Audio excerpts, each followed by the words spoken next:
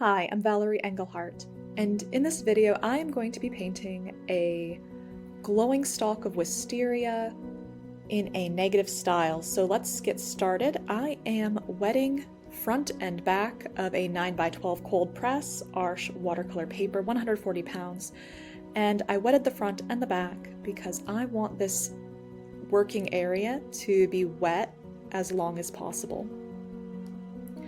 So I've picked up a filbert brush. I don't usually use this brush, but it is synthetic and kind of stiff, and because my paper is really wet, I didn't want my brush to carry too much water because I wanted a little bit of control. I am using paints from my Rockwell art palette, and right now I'm working with Valentine purple. See, look at how much spread just happened there. That's what happens if you have very wet paper and a wet brush. It's great, I love that bloom, but if you're looking for more control, then have a little less water on your brush. The reference image I'm working off of is off in that upper corner, out of the way, because I tend to get a little splashy when I paint. And I'm not following my reference image exactly. I am using it mostly to get the feeling I want.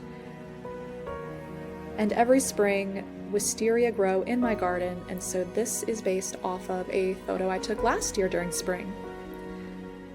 Right now we are in late winter, so my wisteria hasn't bloomed yet, but it will soon, so who knows how much more wisteria I'm going to be painting, but after the last big one and this one, I might take a break. So wisteria, at least the ones in my garden, have lighter top petals and then more vibrant lower petals. And so for the lower petals for each blossom, I used royal purple. Now I'm going in with a little bit of Magic Wizard, which is a yellowish brown to make the branch, and then some Onat diamond yellow to start putting in the leaves. And just to let you know, I have sped this video up 150%, so I am working a little faster in this video than I actually worked in real life. Whenever my paper is wet front and back, it does increase the working time of the paper. So it does mean that if you are painting a subject that you want to do a lot of layers and dry very quickly and have crisp edges, you don't want to do this with your paper. But if you want things to be loose, ethereal, and get this just really airy glow, then give this a try. I don't usually paint this way. I usually paint loose without a sketch, but doing this wet the back and the front negative style is unusual for me, but I wanted to give wisteria another chance, but doing things differently. And that's one thing that's fun about painting, and I think any medium you use, is to take a subject and try approaching it in different ways. And so even if this isn't a way I normally paint, it was a great exercise in water control and proportion and color and value. So even if at the end of this I ended up not liking it, which I actually do end up liking it, but regardless of how it ends up, I was learning the entire time.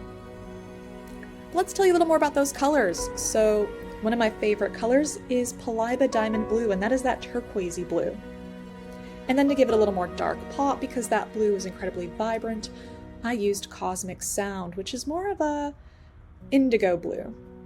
And so by the end of it, having that really dark background with a lot of white paper left around the wisteria gives it the sense of it glowing at night, which is ethereal and cool, and I don't know, just maybe like a fairy kingdom, how you would see things.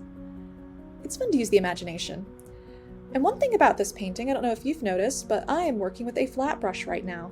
Normally I work with round brushes, but when painting this way, I like using more angular ones because I like the feel of carving. So I'm carving out around it. And one thing that I have to keep in mind is that even if something goes down with a hard edge, it will over time softly diffuse, at least in that middle section of the paper.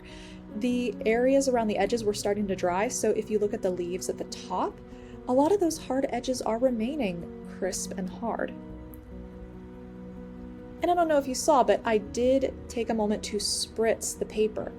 I was very careful to, with my spray bottle, have it on a very fine mist, and I didn't spray close to the paper. I sprayed well above it because I wanted to keep the area moist. I was feeling like it was drying too much. And I've pulled that filbert brush out again, and I am softening those hard edges around the wisteria petals, because wisteria, those petals are silky and soft, and I love using a lifting technique when working, so just a firm brush, swipe, lift, dot it on the paper towel. I also put down some salt. I love using salt for those like blossomy, snowy effects. And more than anything, I just like the texture. It gives a nice little sparkly texture as it dries. But I paint this all in one go.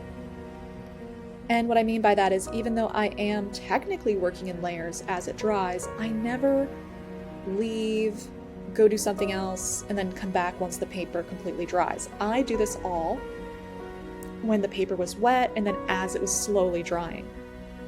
So as the paper slowly dries, I'm able to put in more details and work it a little more, but I never let the painting get completely dry.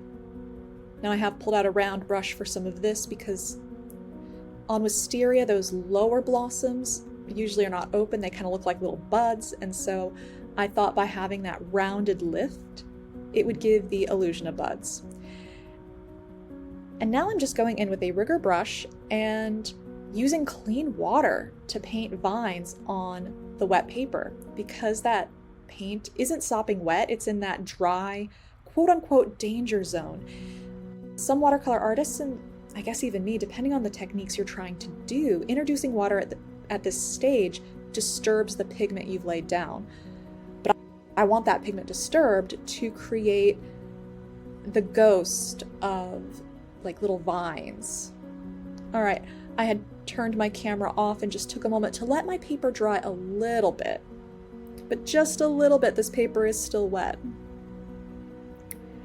And now I'm going into, I would call this my second layer, and gently carving with my filbert brush using cosmic sound. But it's funny to look back on things. At this stage, I remember not being very happy with how it was turning out. But one of the things for me is whenever I'm not happy with something is it makes me more bold. I'm more willing to take risks or do things in a strange way because I'm like, I'm already unhappy. May as well go for it. Lifting a bit of that pigment. One thing I like about a lot of these pigments that are granulating and heavier is that they lift really well, and I am a painter who likes to lift pigment. Right now I'm just picking out shapes. And because I'm painting negatively, I'm not painting the leaf, I am painting gaps in the leaves. And by having that very dark value next to the very light value, it makes that light value pop forward, it makes the leaves pop and gives them a glow. And I want to be careful, I don't want to do a lot of detail on these leaves. I do want to give some idea of where they start and stop, because I want to create that contrast to draw the eye to that area. But those leaves are not the subject. So I don't want to go in and put in the veins and all of the details or show that maybe a leaf is turning over. No. You get the shape. You get the shape and that feel of light. And that's all I'm going to give you. Now these wisteria are looking nice, but wisteria, there are gaps in those blossoms. And there's usually like the parts of a wisteria, I know what they look like, but if I ever spoke to a botanist or someone who just likes gardening, wonder how much they would correct me on everything.